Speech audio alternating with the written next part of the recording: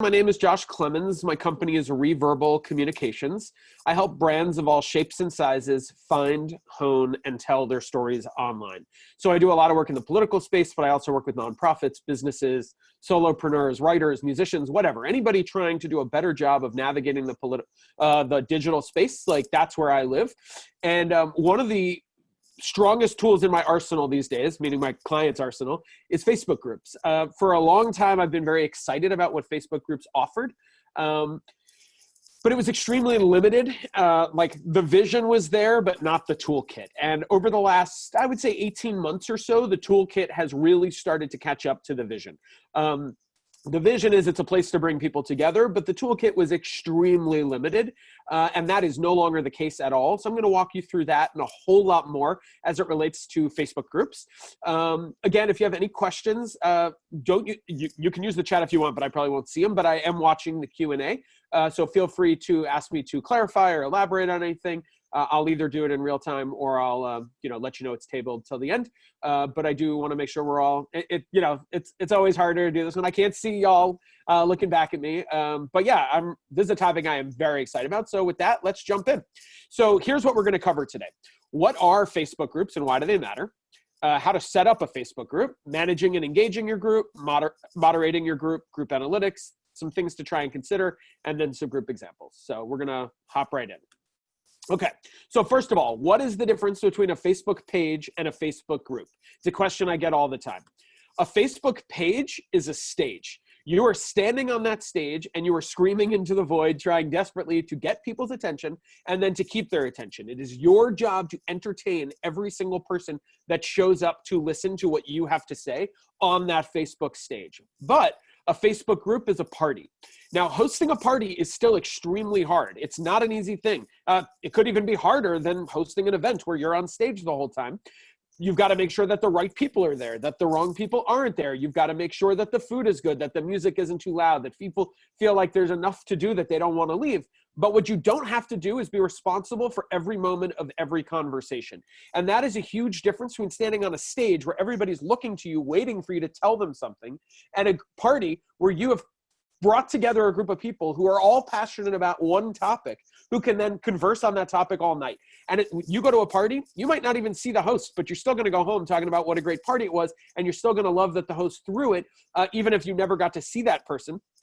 And that's sort of like where a group lives, is that you're creating a space that you may or may not be interacting with your audience on an ongoing basis, but you've created a space for them to interact with each other.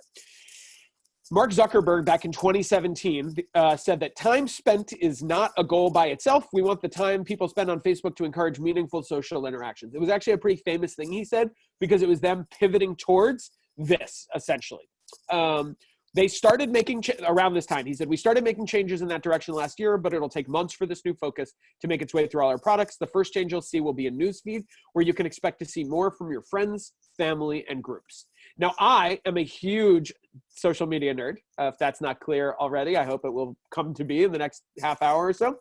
So I sat down every day, first thing in the morning for weeks, and I wrote down by content type what the first 100 posts I saw in my Facebook feed. So now granted, my Facebook feed is tailored to me, so yours is gonna look different. Of course, if you're not a member of any Facebook groups, you're not gonna see that content in your feed.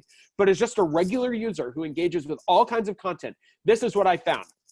Over the course of that time, a little over 40% of the content I saw in those first 100 posts in my feed were from friends. 23.7% was from groups. Ads were only 11.5, pages only 11.3, and then other 0.4.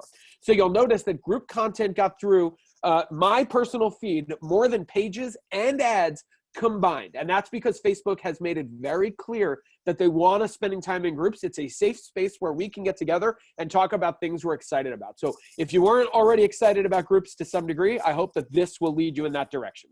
There's two different ways to think about using groups. They're great for connecting around common ideas or interests, and they are great for learning, listening, and connecting. Facebook reports that there are tens of millions of active groups with over 400 million active participants. And that number has not been reported in a while. My guess is it is significantly higher today. That's just like sort of the most recent data that we had. 400 million people are actively involved in Facebook groups. Now, I love groups for many reasons, and I'm going to walk through a bunch of them. But the first is groups as a learning tool. So maybe a year and a half ago, I started a podcast. It's called Step Up Your Social. You can see it there on the screen. That's the logo. All the episodes are short, 10 minutes or less, give or take. We cover quick actionable tips to take your digital marketing to the next level. So I started a podcast and I didn't know anything about starting a podcast. I mean, I'd never done it before. It was brand new to me. So of course I went to Google and I read a ton. But at the end of the day, Google could only get me so far. At some point, I had questions that Google couldn't answer. And so my first stop, no question, Google. My second stop, a Facebook group. So I went to Facebook and I searched for Facebook groups for podcasters. So I searched podcast and then I navigated to groups and I found a ton of options. And I found one that looked like a very helpful group called the Podcaster Support Group. And I joined that group. Now, I do not see notifications about that group in my feed. I've pretty much unfollowed the group. But I know that anytime I have a question about hosting a podcast, I can hop in there and find like 10,000 other podcast hosts, the people all over the world who are doing the same thing I'm doing. And I can look to them as a resource because if I have a question, you can guarantee that somebody in that group has an answer. So it's just like an amazing place for me to connect and to network. Now, in the past, like I said, that Facebook groups have evolved a lot in the last 18 months to 2 years. In the past, groups could only be created and joined by an individual, which was extremely complicated because let's say your brand is Nike and you want to create a Facebook group. Well, is Joe from marketing going to do it? Is Alan, your intern, going to do it? Who's going to actually set that up? Facebook understood that was limiting the ability of brands to take advantage of groups. And so they changed that. And now Facebook groups can be created and joined by brands. So I'm going to talk quite a bit about this group right here. It's called Social Media Madison Masterminds. It's a Facebook group that we created as part of the Social Media Breakfast. If you don't know us, we're a nonprofit and we host monthly events. I'm on the board. We host monthly events focusing on social media in the Madison area. And we decided that we wanted to continue the conversation beyond that monthly event. So we created a Facebook group. It's called the Social Media Madison Masterminds. There's like 500 people in there. Great opportunity to have a discussion, but I just want to show you right now I'm interacting with the group as the page that created it, which is Social Media Breakfast. But if I click that button, I can switch and I can be myself instead. So I have the option to go back and forth between the two. Super useful. Didn't used to have such an option, nor could we have ever created the group 2 years ago unless it wanted to be from me or from one of the other board members, which, is not the same as creating it from the page. Now, if you are going to create a group for your brand, and I am not saying you should. Many, many, many brands should not create groups, but I'm going to give you a bunch of examples of groups that might spark your interest. But I do want to say that if your brand is going to create a group, do not use that group to sell your product. Use that group to build your brand. And I see that I have a question. You can do it on mobile on the home screen, but it's not as easy as on your desktop. Everything in Facebook is going to be easier on desktop, which is ironic because they want to be a mobile first company, but that's just how it is. So don't sell your product, build your brand. What do I mean? If Social Media Breakfast created a Facebook group that's only goal was to promote our once-a-month events, how successful do you think that group would have been? Who wants to join a group just to be told to go? All we did was we said we were creating a party, but we actually created a stage. Yeah, it's a closed stage. Yeah, we told people to come in, but it's not actually a party. It's a stage. It's just there for us to tell people why they should come to our events. If that's all we did, we shouldn't be running a group. So instead, what we did was we created a space that focused on our brand. And our brand was people in the Madison metro area who care about social media marketing or digital marketing and wanted to get together and have a conversation on an ongoing basis. So it was super on brand for us to create that space, even though it doesn't necessarily help us get more seats filled at our events. That was not the goal. The goal was to continue the brand, not to sell the product. And I hope that makes sense. If it doesn't, let me know in the Q&A. I'm happy to give some more examples. Okay, so there's 3 different types of groups. Now I'm going to start by telling you the old names of the groups, and then I'm going to show you the new names. The reason why I still use the old names is because they're just easier to understand, in my personal opinion, but they have changed the names. You should know that. I will show you what they are. So the 3 types of groups are public, closed, and secret. So a public group, anybody can see that it exists, and anybody can see any of the content that exists within it, but they can't comment, they can't engage unless they've been admitted to join.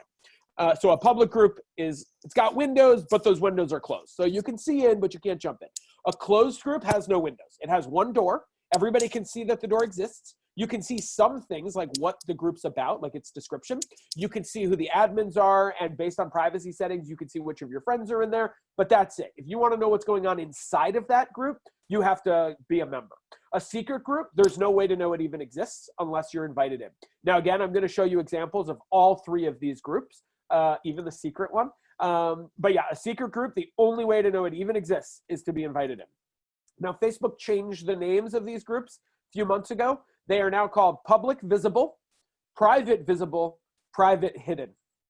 So I think that they made it more complicated, which is why I still use the old terminology, but I don't want you going out into Facebook and being like, Josh doesn't know what he's talking about. He's calling this secret, and that's not a thing.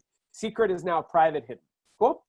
Okay, so to create a Facebook group is super simple. Just go to facebook.com/groups, and you can create a group. Click right there, create a group. Very simple, just like creating a page, essentially. Now, I'm not saying that it's easy to start one that works, but it's easy to just literally create a group. You can also, if you want to create one from your Facebook brand page, go to that brand page, and if you have added under templates and tabs the group tab, which you may or may not have, but you can easily, you can go over to that group tab and then head over to create group, and then you can create a group just like if you went to facebook.com/groups. So super simple, you click create group. Now, I'm not going to show you every single thing that goes into this. I have a longer version of this where I show you every single thing that goes into it, but I'm going to show you the highlights, and as you poke through it, you can't miss it. Like, you pretty much have to get through all of this to be able to do it. So just pay attention to what you're filling out. So you click more. When you're at the group, you click more, and that'll bring you to the edit group settings, and then click on that, and you can change things like your location. So where are you located? Now, if you're not a location-specific brand, don't add a location. We are Social Media Breakfast Madison, wants people in the Madison area, so of course we're going to tag Madison. Use tags. Now, that is only if you want people to be able to find you. So if you don't want to be discovered by new people, like let's say you have a closed group that's only for your customers, current customers only, well, don't add tags, but tags are a great way for people to find you. And I will tell you, I am amazed how many people find groups that I'm an admin on based on suggestions from Facebook.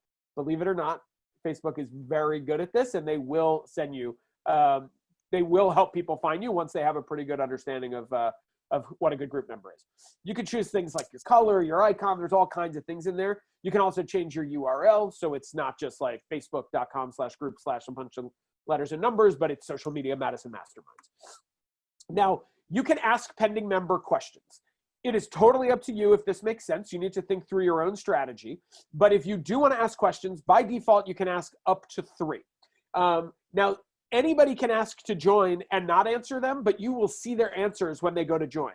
So some groups, the goal is simply growth. If you just want to be the biggest group around and you don't care who's in it, great. Like some parties, like the more the merrier. You're not going to like keep people out of, live on King Street. You want everybody there. But a lot of groups, a lot of parties, that's not the goal. The goal is not to have as many people as possible. It's to have the right people. So if you do not answer the questions to enter Social Media Masterminds, you're not going to enter that group unless you were invited in by somebody who's already involved.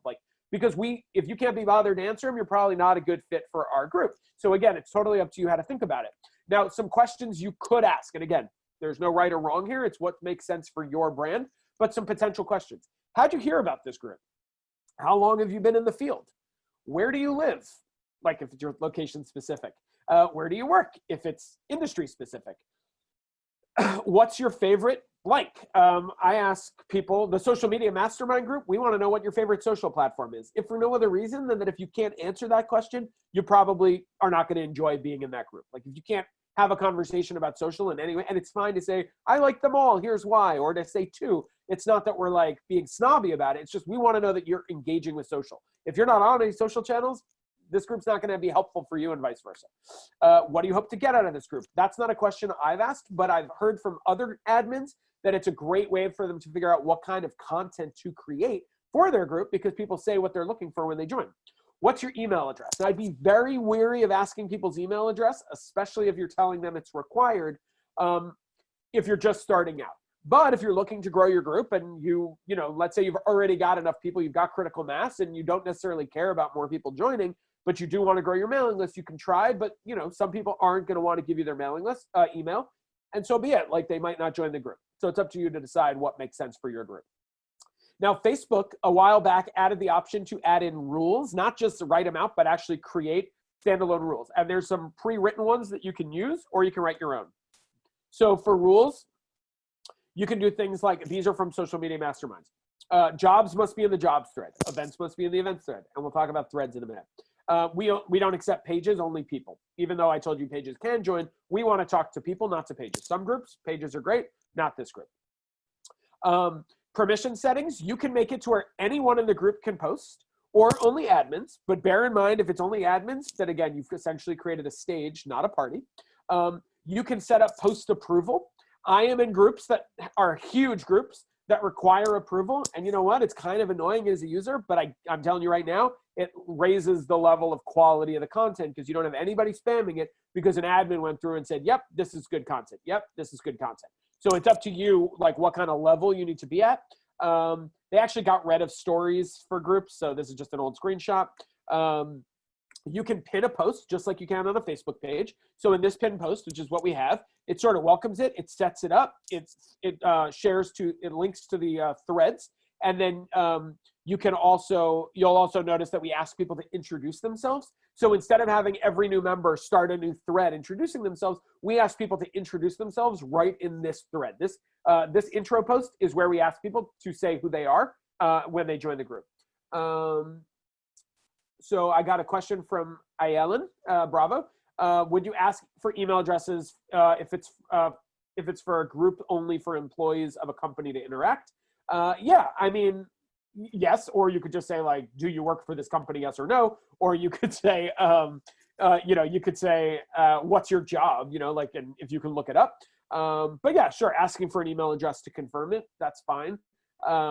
Again, it's all about making sure that it fits your end purposes. If you're trying to sell stereos and you're asking people for their email to be able to enter a group space to talk about trap music, like, you're probably, unless you've got a huge group where you can afford to turn people away, it's probably not a good idea. But if your goal is not growth, but like very specific, sure, ask for emails if it makes sense for you. So I hope that helps. Hi, Ellen. Designated threads. So obviously I'm already talking about this, but so in the Social Media Madison Mastermind group, we have a thread just for jobs. If you post a job, it has to be in that thread, and that's just to keep things neat and clean. I'm in plenty of groups that don't do this, but I highly recommend considering what are the things that are going to clutter up your group and make it just sort of like overwhelming for members. It's not just about you as an admin, it's also about your membership. Like, if every time I go to your group and I'm scrolling through it and all I see is like job, but I'm not looking for a job, well, I'm probably not going to come back. But if you can stick them all in one place, cleans it up, and anybody looking for a job makes it easier for them. And so it's just like win-win, in my opinion. We also have one for events because, again, it's real easy to get spammy. Like, everybody wants to promote their event. Everybody wants to like talk about what's happening. And that's great. Like, we are in this group because we want to promote events. We want to learn about events. We want to learn from each other. But by having an events thread, it makes it very simple to go through and be like, oh, there's 3 upcoming events this week. Let me check that out. But it also keeps, like, declutters the page in advance. Now, Facebook does this cool thing where they will show you how many new members you have for the last 7 days. And it's just updating all the time. So for the last 7 days, when I took this screenshot, which was, a while ago, we had 5 new members. Now, what's cool about this is not that it tells me I have 5 new members, because that's not necessarily helpful. But if I click write post, it will automatically pre-populate a post where they're all tagged. So I don't have to do anything to tag them. Now, I personally always rewrite the post to make it a little bit more engaging. Like, hey, we're so glad you're here. If you haven't already introduced yourself in the pinned post, please do that now. But it's a great way to let people know, like, hey, we're excited you're here. It's also a great way to let people know that they're not there to listen. They're there to engage. You walk into a party, nobody talks to you, you're probably not going to talk to anybody. You walk into a party and the host immediately says, hey, Joe, Josh, Greg, whoever, we're so glad you're here. Introduce yourself. Okay, like, you get the ball rolling. Like, it makes it clear it's your group too. It's your space. So I hope that makes sense. Now, for moderating your group, you can, when you post things, you can mark them as an you can remove posts. So let's say somebody posts a job not in the jobs thread, remove the post. Now, I can tell you as an admin, this used to be super, I see a question, but I'll come back to it in a minute. You used to be able to remove posts. Sorry, you could always remove a post, of course, you're an admin. But it used to be that you just removed it. And I don't know if you know this, but if you're not friends with somebody on Facebook and you send them a message, it goes to their other folder. So most people don't ever see it, or certainly don't see it for weeks or months. So you delete a post and you want to let people know why you deleted it. But it takes all this work to write to them, because you got to like write out a post every time. And then there's like a good chance they're not seeing it, or certainly not seeing it anytime soon. Facebook added this really cool feature. It's like one of my favorite updated features that they've added in the last year or two, where when you remove the post, you can tell that person which rule they broke. So if it's like all jobs must be posted in the jobs thread, I remove your post and then I click bang, all jobs must be posted in the jobs thread. They know it's not that they're not welcome. It's not that we don't want them there. It's, oh, hey, like, thanks for posting the job, but like, make sure you do it in the correct place. So it's just like a really nice, easy way to let people know. Now, sometimes you got to remove a post because the person's, not following the spirit of the group. And then you can make a decision. You can actually, you'll notice, not only can you remove it, you can remove the post and delete the user. So if somebody's like doing something that's against your group's rules, like, you can delete them. But it's nice because a lot of times when people break the rules, it's just because they didn't know about them. And it's little things like, hey, this should be in a different place. So it's like a really nice way to let them know. Hey, Josh? Yeah. Hey, we had a question going. I just want to stop you before we go too far back to the threads. Yep. How do you, this comes from Jack here. How do you routinely Hootsuite the designated threads, or how do you manage them? And I was kind of wondering that too. How do you manage them on the screen and make people aware where they are? So first of all, you can't use Hootsuite for groups at the moment. This is all got to be done in-house. And second of all, the nice thing about threads is that they're just kind of like constantly updating themselves. But I will show you in a moment the best way. So it's good timing because we're about to get to where I'll show you the best way to make sure people know about those threads. So I'll show you that in a second. I also saw the question, I don't see invite new members. Rhiannon, I'm not sure. I'd have to see your specifics, like a screenshot. There should be a pretty easy way, like right underneath like the name, just like on your page, where you can invite folks. And if you can't see it and you're on mobile, that might be why. So try it on desktop. But I don't know without seeing it. I just wanted to show you that when I remove the post, I then have the option to say which rule they broke. So, wrong job thread, so go back. So, you know what? I'm wondering if I deleted it. So essentially, Greg, to Jack, I think it was Jack, asked a question about keeping track of it. There's an option to mark posts as announcements, and that might come up in a moment and it might not. I'm just not sure, so I want to make sure we cover it.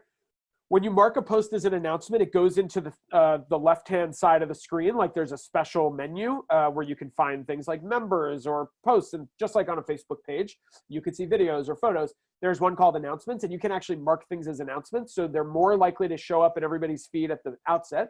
If people go to the group, they're more likely to see them. And just as importantly, they're all marked as an announcement. So at any time, somebody could just go and skip right to the announcement. So the group might have 10, let's say it's got 1,500 posts in it over the last 6 months.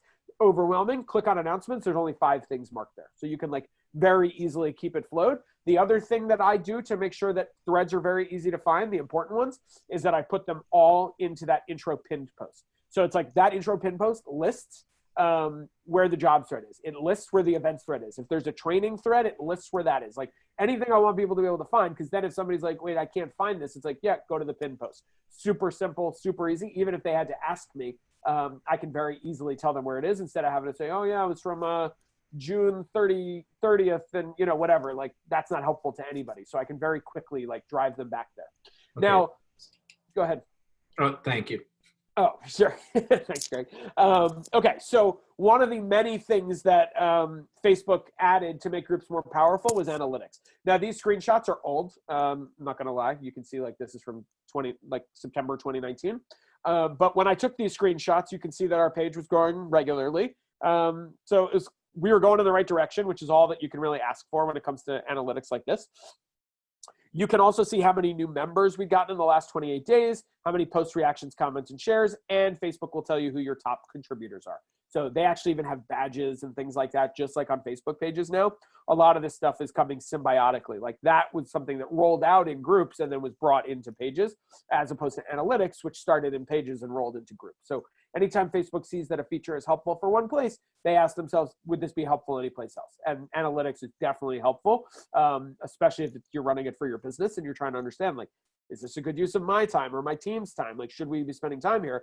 Oh, we grew 700 members last month. Okay, great. Like that might not be good. That might be amazing. Really depends on you. It'll break down your engagement for you. It'll break down what kind of engagement, posts, comments, reactions, things like that. It'll break down which days are the most popular for folks to talk.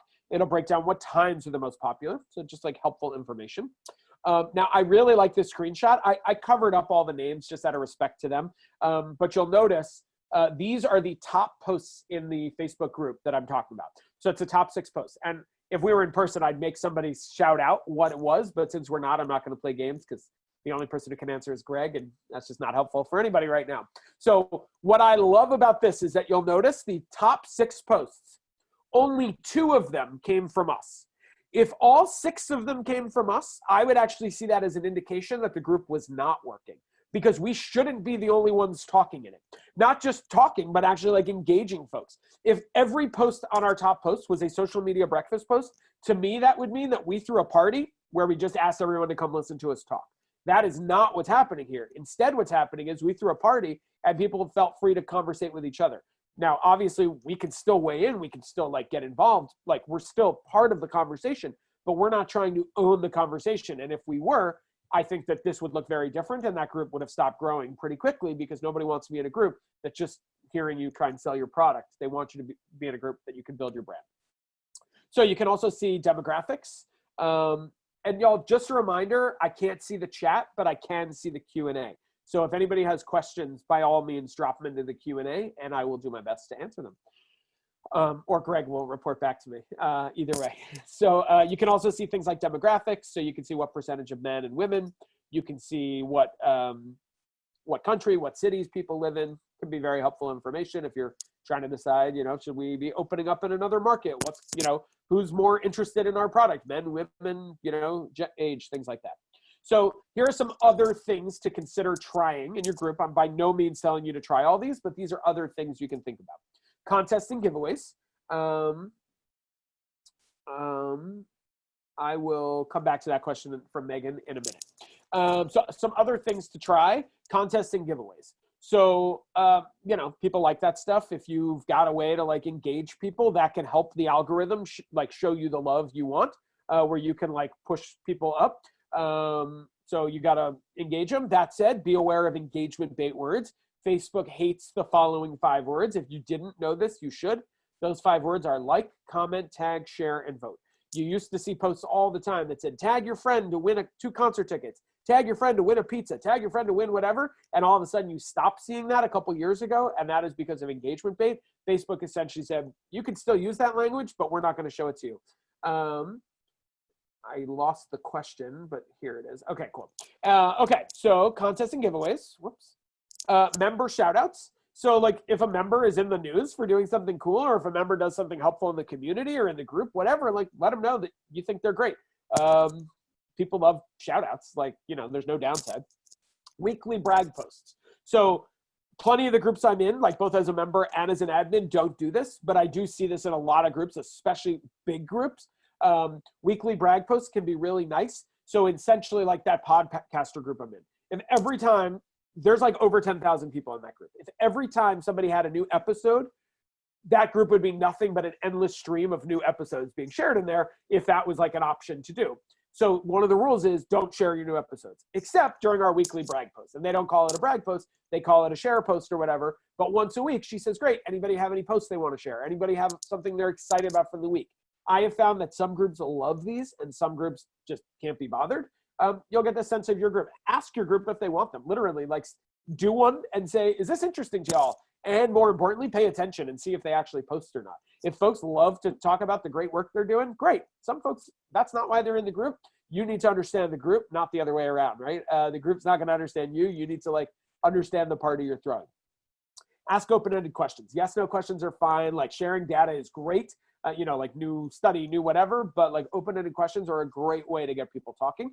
Just again, beware engagement bait words. Don't ask them to comment. Just ask them a question, and they know how to answer a question. Host watch parties. So if you've never done this, a watch party is where you actually create, you take any piece of video that's already in Facebook, so you can't use something outside of Facebook, but you can take a Facebook Live that you've already watched or a video from wherever, and you can create a watch party where you and your group can watch it in real time together and comment on it. So like, let's say it's a 30-minute video of something, you can start it live and the whole group can come together, comment on it, talk about it. What did we learn? Is this interesting? Whatever, and then move on. In-group trainings. So I do this in one of my groups and I'm a big fan of the concept. If your group is a lot of people looking to get smarter together, let them train each other. Like, you're not the only person who knows things in the group. If you were, like, great, like you can do trainings too, but there's a real opportunity to let the group learn from each other. Create committees and consider adding admins from active members. I have a group that I'm an admin of that's a very vibrant group. And I found that it was just really hard sometimes deciding, like, people would apply to join and I like didn't know, 90% of people, 98% of people I knew, yes, you're a great fit. No, you're not a good fit. But for 2% of people, I just didn't know. So I asked people if they wanted to join a committee to like be the onboarding committee. And I had a couple people step up and I just created a Facebook Messenger thing. And now we all chime in. Anytime I have a question, I just let people know what the question is and they let me know if it's a good fit or not. Super nice. Remind people to use the search function. I see this a lot, that that podcast group, probably 3 times a day, somebody goes in there and asks, what's the best hosting platform for a podcast? Super annoying. The host is constantly reminding people, please don't ask that question. It's been asked a million times. Use the search feature. So there is an option. It's actually more vibrant than on Pages. We used to have the option on Pages and it went away, but you can actually search a group and find any keyword by name, by title, by word, whatever. So if it's like hosting podcast, like you search that, you'll find it. So let me go backwards and see the questions. Critical mass needed for a good group, knowing that only a certain number of members. No right answer. I'm in groups that are, I've worked with, so this is Megan's question. What's critical mass? Like, how many people do you need in the group for it to work? I've helped political candidates start groups where the goal was to have just 15 or 20 people, and they were secret groups intended to just help that candidate get the word out about their candidacy. Critical mass isn't a thing because the goal is not to have like an endless conversation. It's just a place where we know we could talk to each other sort of like offline. Same if you're like trying to start a group for your company and there's only 10 of you, great. I would say the right number of group members there is 10, not 100, because that means you invited in 90 people that like don't have anything to do with your company inside, so you don't want them there. On the other token, if groups get too big, they can get rowdy. But if they're the right people, if you've done a good job of keeping people out, if you've set the culture for the party that like, hey, you can't come in here and brag. Hey, you can't come in here and be a troll. Hey, if you post in the wrong place, we're going to delete it. It doesn't matter how big it is. You can keep it like ruling. Whereas I'm in other groups where it's like a free-for-all. There's nobody controlling it and it's chaos, and I rarely go to those groups because I find very little value in them because there's just like a million things in there all the time that don't help me. Nobody's paying attention, so it's a really hard place. Doesn't mean I won't go in there to ask a very specific question, or better yet, to use the search bar to find an answer to a very specific question, but I'm not going to like engage with anybody because it's just like 20,000 people like talking about whatever. So let me see. I got some more questions. Okay, Tony, thank you. I was having a mic issue, apparently. The joys of doing this all remote, right? Kristen says, when you do have trainings, do you create a room for those trainings? So I haven't yet because rooms are brand new. For those who don't know, Facebook just rolled out the option to create Facebook rooms where you can essentially open them up to the group. It's a Zoom competitor. Facebook never saw another company do well that they didn't want to own or clone. So this was them cloning Zoom. I like the concept. My concern with those rooms is that it's not a one-way street. Meaning that like this would be very hard to do because we'd all be talking to each other. So for some things that would be great for hanging out, but like you can't really own who's in control of the room. So what I've done is Facebook Lives into the group. And I found that to be very successful. You can actually go live into a group just like you can go live into a page. You can share your screen in the group. So there's like lots of options to go live. And I found that to be best. But Kristen, if you wind up trying trainings in a room and they work, I would love to hear about it. Like, I love that idea. I see another question to clarify. So yeah, same. Anybody can go live into a group if you've got it set up in a way. So she asked about having participant-driven trainings. The trainings that I've done in this one group that I'm talking about have never been run by me. I've always helped with the admin, but I've never done them myself, just because like I do trainings in other places, but I have helped them set them up. But yeah, they do it live. So again, if you wanted to do it in a room, cool. But Facebook Live right into the group is a great option for doing a training. I hope that's clear. Okay, so we talked about sort of like why to join groups. We talked about how to start a group. Let's also talk about finding groups. So you go to facebook.com/groups, pretty simple, right? And just search for groups, or just go to the search bar. And if y'all don't know this, actually my most recent podcast episode was about how to use the search bar better, because a lot of people don't realize how powerful that search bar is. But if you type in any keyword into that search bar and then hover over to groups, you will get a huge list of groups that have that keyword or that topic in it. Now, a very important thing to notice where it says how many members, how many posts a day, because if you, let's say you're deciding whether or not you want to start a group, whatever. So if you start a group, you want to be, you may or may not want to compete with other groups that already exist. But like you might go and look and see like this group, I have this vision for it. I think it's going to be great, but 6 other groups exist. But if you're paying attention, you might notice that some of them only have 4 members in them. Or maybe they have 1,000 members, but there hasn't been a post in 6 weeks. So like just because the group exists doesn't mean that it's actually like being used regularly. That said, if it's too big, that can also be a little overwhelming. So like some of these groups are huge, but it's really a question of, are you looking for a community or just like a learning space? And it's up to you. Ayelen asked about starting a live within a group, literally just like you would start any other post, like go into your feed, go to create a post and then just click go live, and you'll actually have the option to go live with your screen, so you can share your screen, or you can share yourself, your camera, just like you would, with going live in general. As far as who can see it, it's based on the rules of how you set the group up. So a public group, anybody can see that content if they wanted to. A closed group, only people inside can see it, and that's true, of course, for secret as well, where certainly nobody can see it if it's secret. But yeah, I actually just a few weeks ago, just because like I'm a huge social media nerd, I'm also a music nerd, I created a Facebook group when this whole COVID thing started called Madison Stage. And it's literally just a group. It's a public group that is created just for Madison community to come together and entertain each other. You want to play music, you want to juggle, you want to paint, whatever. The only thing we ask is that you do it live into the group. And because I was like all about it, like I am a John Prine fan. And when he passed away, I created a John Prine showcase where I got together about a dozen different acts from around the Madison area, and we each played a different song in the group in real time. I ran it on the back end using a program called Be Live, but there's lots of options like, OBS Live, Ecamm, all kinds of things that you can use. But I was comfortable doing it in this Facebook group, even though I knew that most people who might want to watch it weren't in the group because it's public. So you didn't have to be a member of the group to join, or you could just join the group. I set it up to where anybody could join. But more importantly, you don't have to be a member. You could go in there and watch it. So if you're not already a member of Madison Stage, go check it out. There's not a lot going on in there, like admin-wise. It's just a place for you to go and like share content. And we've got a couple of musicians who've been going live in there regularly. One woman shared like some of her pottery. It's just like a cool space. Again, it was a place like I was just trying to figure out what could I do to help out while the world was going crazy. And that was one of the many things that I, put my time into. Okay, so I want to walk you through some examples of groups that I've seen to sort of like spark what you're thinking, like how to think about this. And again, I will reiterate, there are groups that are for your business, and that's great. Like Social Media Madison Masterminds, you could say is like helping social media breakfast bottom line. I mean, it's not how we think about it. We're a nonprofit, but it's like you could easily think about it that way. You could easily see how it could help like your business.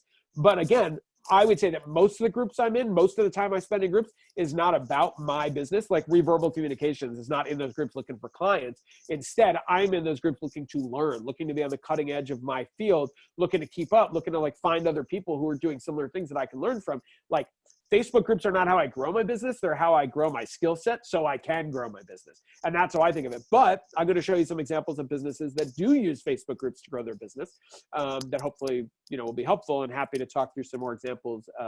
After this, we can, do some Q&A. So first of all, of course, it's the internet. So cat lovers, super generic public group. You want to see pictures of cats, head over to cat lovers and you can see pictures of cats for days. Like that's what it is. Basketball, not even professional or college or a team, just basketball. Like there's a group for that. If you're into basketball, go check it out. Like whatever, there's a group for that. So now let's get a little more local. East Side History Club. This is for people who love Madison and are nerds for history. I myself am a nerd for history. You can go see pictures of Madison back in the day. I mean, look at that. It's cool. Like it's Atwood. For those of y'all who live in Madison, you know, recognize that area. It's Atwood. Like what a crazy old time. Just like in the group, here's more pictures from that group, just like some really cool old pictures of what Madison used to look like. So again, just a place to come and hang out. Think of it as a party, not a networking space, just a party, right? But there's also gear for sale. So I'm a musician. I want to sell an instrument or buy an instrument. There's a gear for sale space. There's a spot for Madison musicians to get together and say like, hey, what do you got? Let's get together. Now let's look at some brands that are using Facebook groups that are public. So this one is from The Economist. It's called Open Future, a global conversation. The Economist is a magazine. So I took two pictures, two screenshots of two of their posts. And again, I wish we were all together and I can ask you, why did I share these? But I'll just go ahead and tell you for the sake of, you know, keeping Greg from having to get it right. What I love about these is you'll notice these people are sharing Economist articles. Who is not sharing it? The Economist. Who is sharing it? Economist readers. These are not staff members of The Economist. I mean, maybe they are, but like that's not how they're portraying themselves. These are people who are just so excited about The Economist that they're getting together to share content with other people who are excited about The Economist. It's a very niche group of people, but like not really. There's a lot of people in there. But I just love that these people are getting together to chat. And remember what I showed you earlier about the algorithm? Because the algorithm pushes this content through at higher levels than pages, if The Economist shared that article with it, you know, on its stage, and then these people shared it in the party, the folks in the party have a better shot of seeing content that was shared in the party than on the stage. So the group content has a better shot of getting through than the page content, which doesn't mean you shouldn't do both. By all means, The Economist, I am sure, shared all these articles, but I just love how these people are coming in here to just share content from The Economist. Here's another one, Instant Pot. They have a community. My wife and I have an Instant Pot. We use it all the time. It's great. Here's people sharing recipes, asking questions. Instant Pot does go in there and promote things like, hey, check it out. We've got this new thing we want to show you. But here's why I use this example that I love. Before they posted that, chronologically, this is before, Cindy Lewis, just some Instant Pot fan, shared the same picture and said, I was pretty sure something new was coming when the price started to drop. An Instant Pot fan was so excited that she beat the brand to promote the fact that something was happening with the brand. Like they essentially found a whole bunch of people that wanted to go to a party just to celebrate Instant Pot. Now, if I was consulting for Instant Pot, I would say, let's not make this group about Instant Pot. Let's make it about recipes you can do for Instant Pot. But they have a big enough audience. Again, back to that question of critical mass, like what should we be focused on? Well, if people are like, you know, evangelical about your brand, great. If they're not, are they evangelical about your product? If not, then you shouldn't be selling it. Like if nobody cares about your product, you've got a problem. If nobody cares about your brand, you just need to think differently. Think bigger. Think about how you can reach out to folks beyond just like selling them their product, sell them the lifestyle that goes into that goes into Instant Pot. Instant Pot's not just a piece of metal and plastic that you can cook things in. It's a whole world of people that are excited about what they can do with it. The Bike Shed is a Facebook group from Red Bull, and all they do, check this out.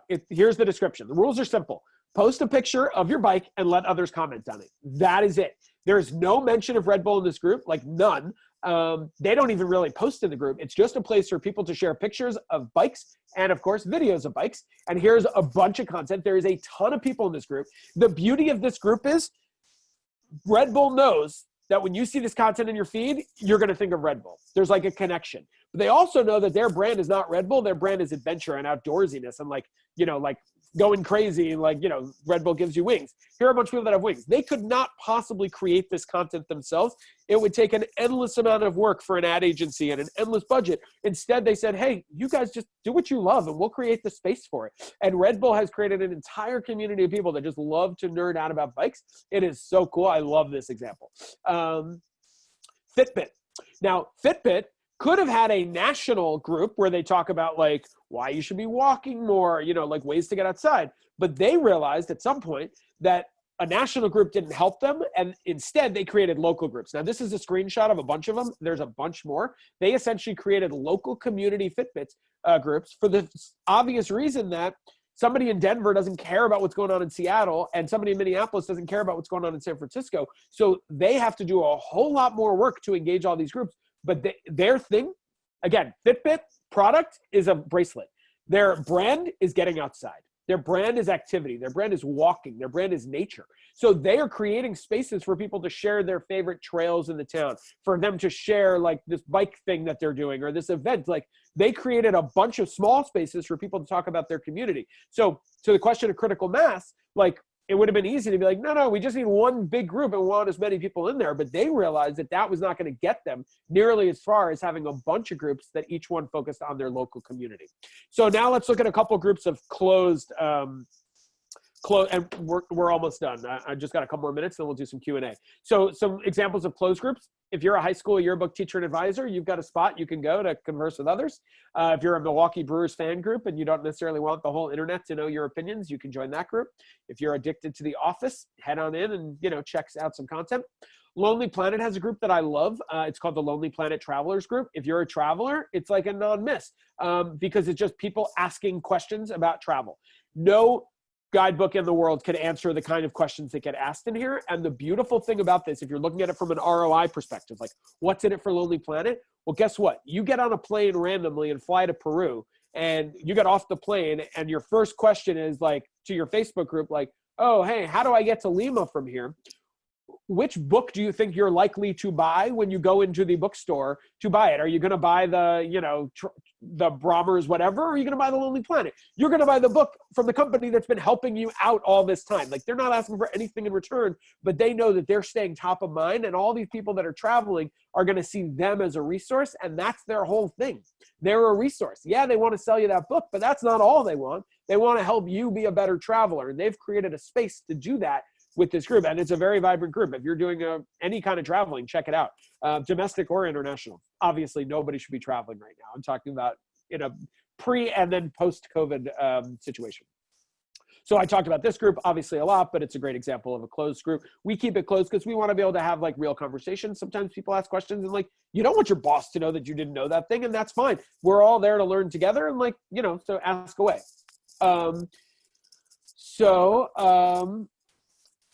So these are examples of posts in the group. So you can see like they're not coming from us. These are just people asking for help, asking to be better at social media. Like, what's going on here? How do I do this better?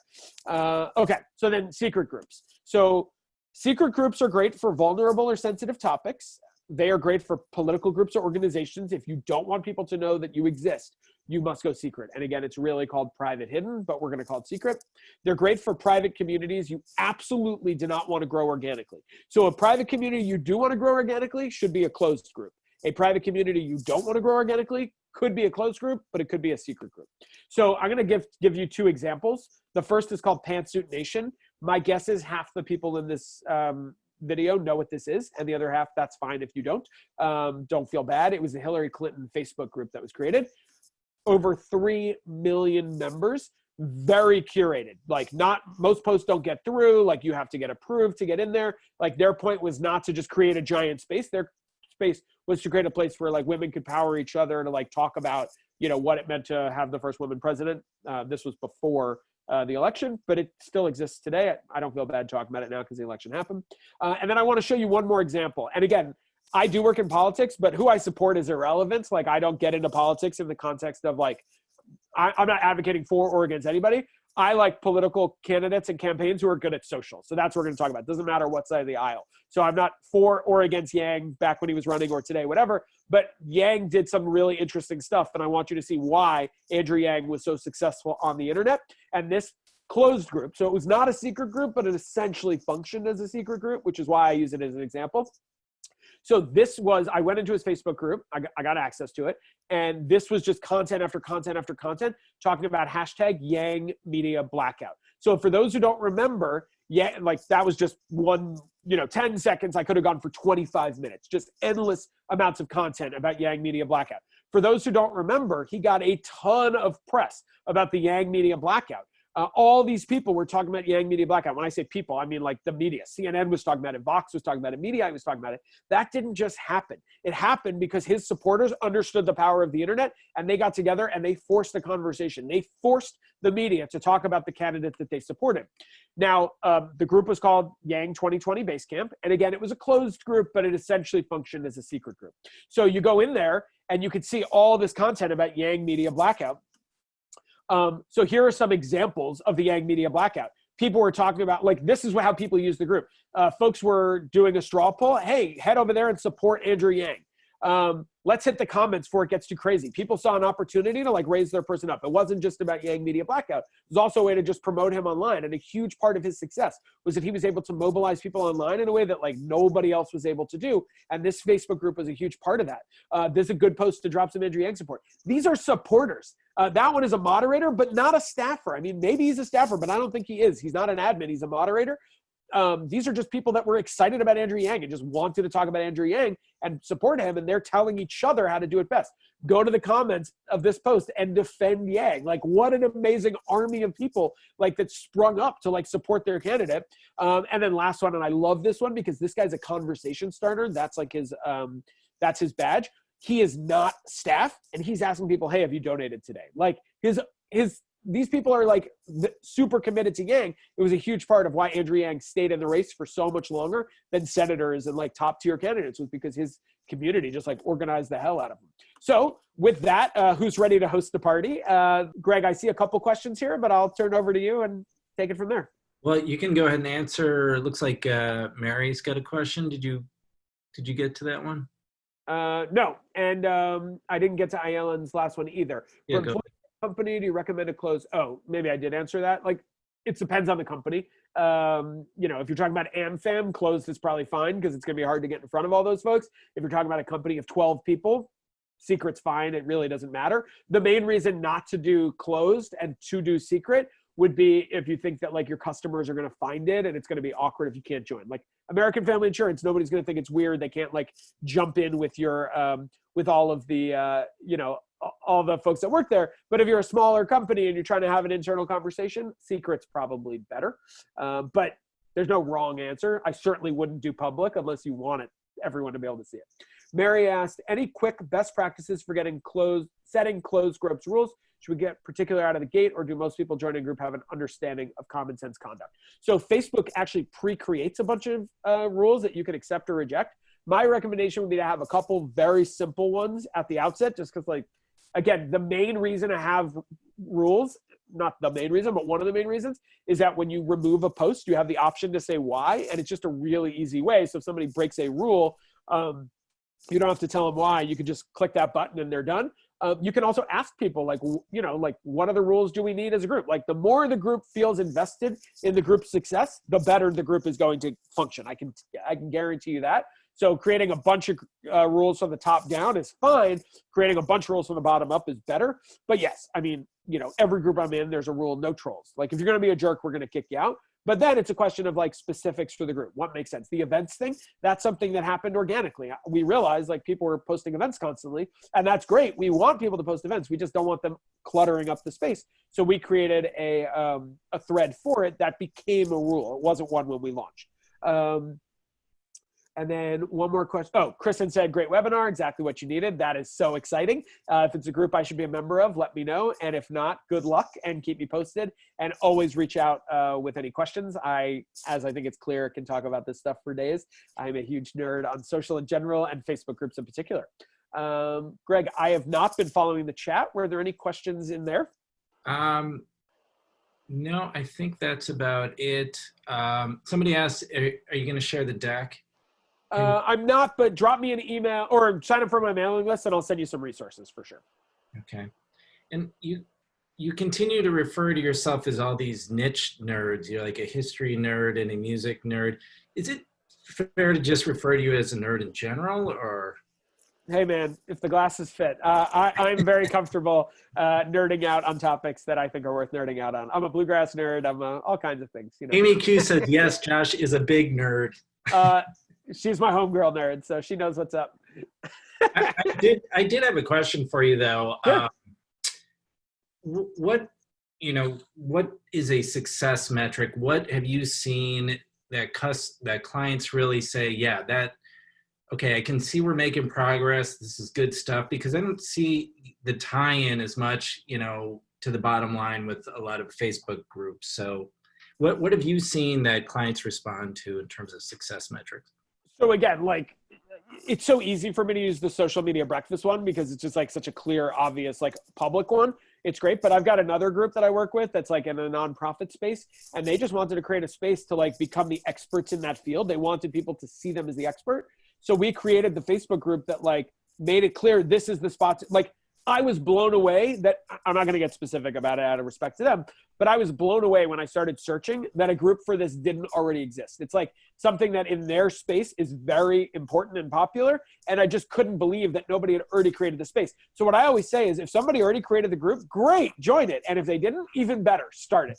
And I'm in groups that I started because nobody else had started it. And I'm in groups that, like, I'm not trying to start a podcast group. That's not my goal. I just had questions about podcasts that I couldn't answer, so I joined a podcast group. As far as ROI, I think I gave some good examples, like, obviously, but I think, it depends, like, person to person. If you are a small retail shop in downtown Madison, Wisconsin, and you're saying to myself, what should my Facebook group be about? The answer is you probably shouldn't have a Facebook group. Like, you do not need to necessarily start a party unless you've got like endless amounts of content. Like maybe it could be like Madison fashion if you're a clothing store. And then all of a sudden you've created a space for people to have a conversation about something that's on that's on brand, not on product. And as people are talking about fashion, it's like, oh yeah, they're talking about fashion in a space that has your name on it. So you've created this space for them to have a conversation about something. People are smart. They understand how this works. They know that like, oh yeah, I can head over there. They also know I don't have to head over there. It's not like buy from us or get out of the group. If you're doing that, you're doing it wrong. You're never going to see success. Whether or not you should like spend time creating groups totally depends on your business, your goals, and your methodology. But my big thing is like, yes, a lot of businesses should have Facebook groups, but whether or not they do, every professional should be in Facebook groups, because I have found so much value as like a marketer by being in groups and by starting groups. I've started several groups that are some of the most valuable groups that I'm in, one in particular, and it's not like social media breakfast, Madison Mastermind is a great one, but I have another one that's more in the political world that I created. That is by far my go-to resource for any question in like the political marketing space. And like, it was a group that I wanted to join. It didn't exist. So I started it, and it's been a huge, I have gotten clients out of it. It's not why I started it. It's not why I'm active in it. Like, that's the easiest way for me to say it. Like, I don't go in there hoping to get clients, but of course it's led to that because it's networking, right? Like when you network, things like that happen, but I'm in there simply to learn. And I've learned so much, and I've taught some things too. And that's led to clients, and that's great. But it really depends business to business. Okay. And I'm always happy, like, ask questions on my personal Facebook page, share your example, and I'll, I'm talking to the audience now, and I'll tell you what if I think there's a space. A few more questions came in. Yep, Greg, there's a couple more questions from Ryan and Tony. Sure. From Ryan, what about B2B Facebook group examples? Are there any good ones out there? Sure. And yeah, I was like waiting for somebody to ask B2B because every craft marketing event I go to, that's the talk. And I love it. Like B2B is great. The thing about B2B, I always like to say that second B is full of C's. Create a space where professionals can have a conversation with each other and become the expert in that space. Like if you are just trying to sell your services to businesses, you're never going to have a successful Facebook group. Like nobody wants to join your Facebook group to hear your marketing pitch. But if you create a space for the people you're trying to sell to make their lives better, hell yeah. Like those people are in there already. They see you as the expert. There's these endless opportunities for them to hear from you, like solve their problems on an ongoing basis. That leads to opportunities. Like again, I cannot stress enough, especially for B2B, don't sell your product, build your brand.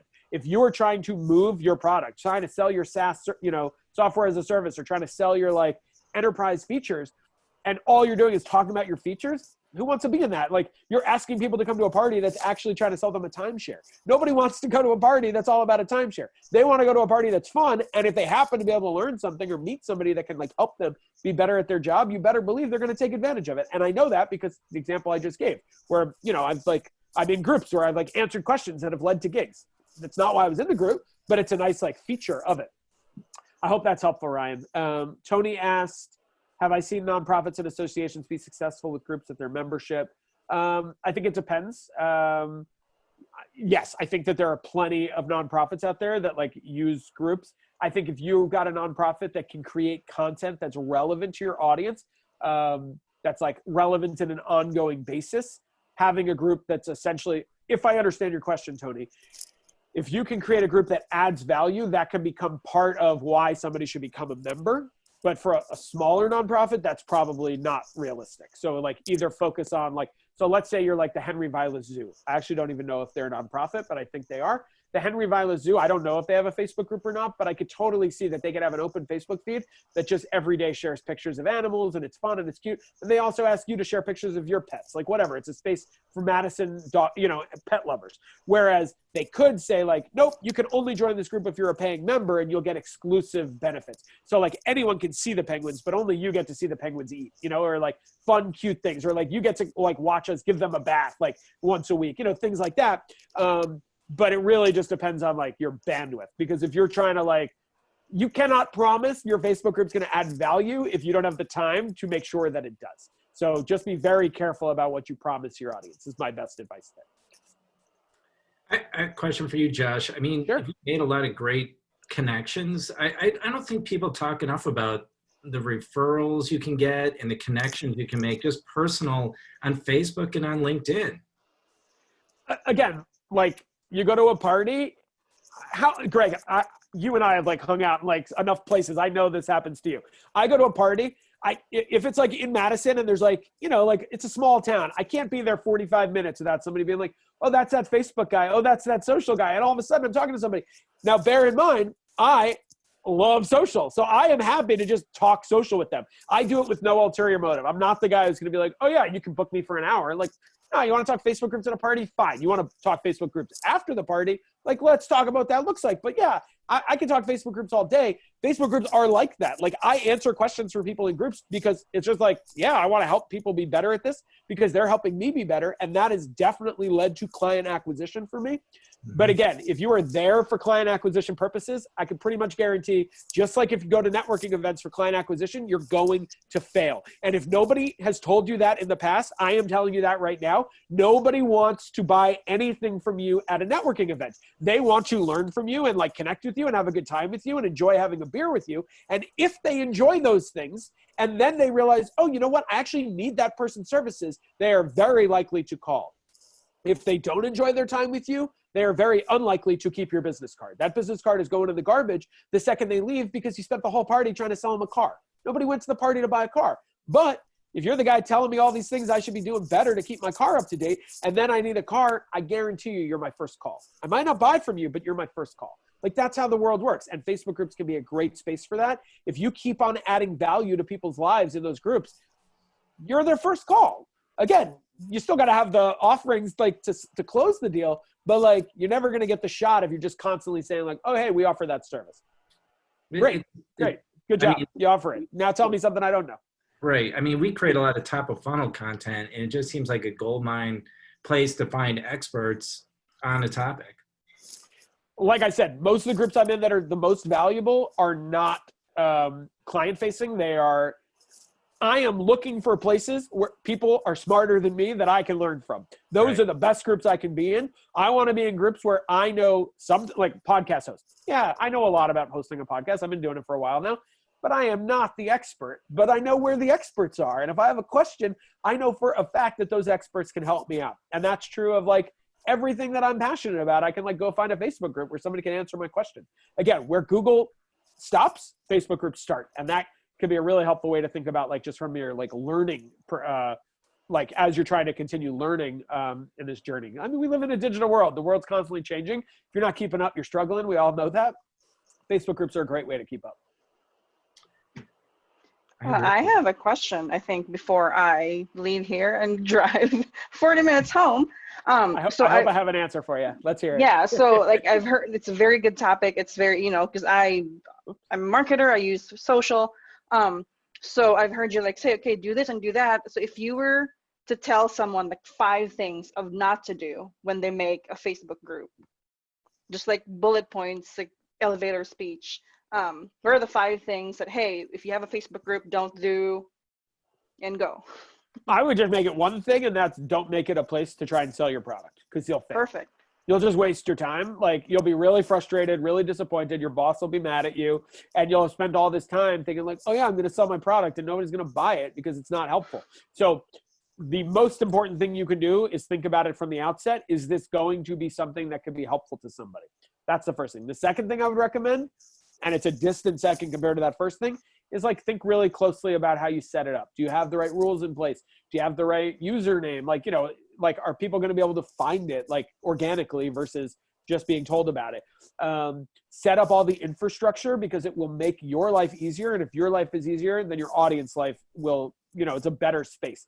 If you have a party and there's 6 doors at your house and 5 of them are locked, but it's not clear where the front door is, it's in your interest to put signs on 5 of those doors telling people how to get there, or else you're constantly walking around the house like saying, oh, go around, go around. It's not good for them. It's not good for you. It's not good for all the people who are now responsible for it. If you don't have a jobs thread and people are constantly posting jobs in there, it's not good for anybody. Like, that's that arrow on the door telling them where they should be looking instead of where they're looking now. Like, because if you're looking for a job, you don't want to have to search through every single thing. You want to be able to go to one place where they're all listed. Likewise, if you're not looking for a job, you don't want to see endless amounts of content with job listings, because that's super annoying. I'm not here to like find a job. I'm here to learn and whatever. And if like every third post I see is a job post, it's in the way. So again, not every group needs a job board. Like, plenty of groups don't. If you're Fitbit, like creating all those groups, you don't need a job board. Like, people shouldn't be posting jobs in there. But if you're doing it for your, for your networking audience,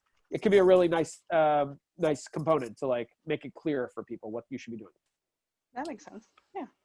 Thank you. Yeah, sure. Drive safe. One last quick question for you, Josh, and Sure. you got to go. I can close this down. Randy White is just wondering, thanks, Odessa. Can you talk about how you cross promote the group over different social platforms? Sure. And then we'll end up with this. And if you have any other questions, you can email Josh. We'll share his email with the attendees in the follow-up email to this. Sure. I mean, I can tell you it really depends on the goal. Certainly, you can post about your group in other places. Also, I would say, as you're like, let's say you're having a great conversation with somebody on LinkedIn, they commented on your post, they made a really interesting point, you're chatting, like, let them know, like, oh, we have this conversation. We were just having this conversation in the group. Bring them in that way. Because again, for most groups, the goal is not like blanket growth. The goal is like smart growth. And you want to find people that might actually be relevant and bring them in. So if you're just trying to get like blanket growth, whatever, like post it from the hilltops.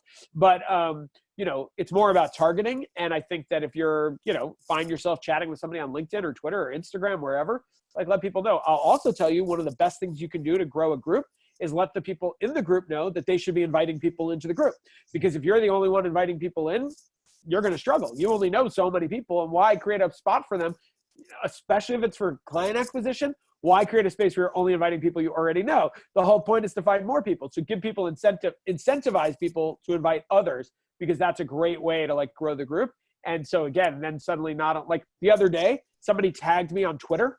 And I went to look at it, and they were literally talking about this one Facebook group I run, and saying, this is my favorite Facebook group for this, and here's my favorite Slack group for this on the next tweet, and so on and so forth. But like, I barely know this person, but they're in my group. They found it valuable. They're tweeting about it. So yeah, I could tweet about it. That's fine, but better they're tweeting about it. So don't ever forget that if you're creating the best party, you invite a few people, they invite a few people, those people invite a few people, and it like spirals until you've got this like awesome group of people. You just want to be really careful about like, make sure you're letting in the right people and keeping out the wrong people. And in this case, what I mean by wrong people are people that are like just there to sell cars, or just there to troll, to talk smack. In that Madison one, the social media Madison mastermind one, like, no offense to the person on the East Coast, we love you and I want to see you on Facebook every day, connect with me on Reverbal, but like, you don't belong in that Facebook group because it's specifically for people in the Madison area. Like, we're trying to like talk about an event, a space that's location specific. So if you're location specific, make sure you have onboarding questions where people tell you where they live, because otherwise, like, you don't want people from all over the world. Whereas Lonely Planet, they sure as hell want people from every corner of the world, right? Randy, I think I would just offer, 2 words of advice. Offer free beer, right? Free beer will get you far.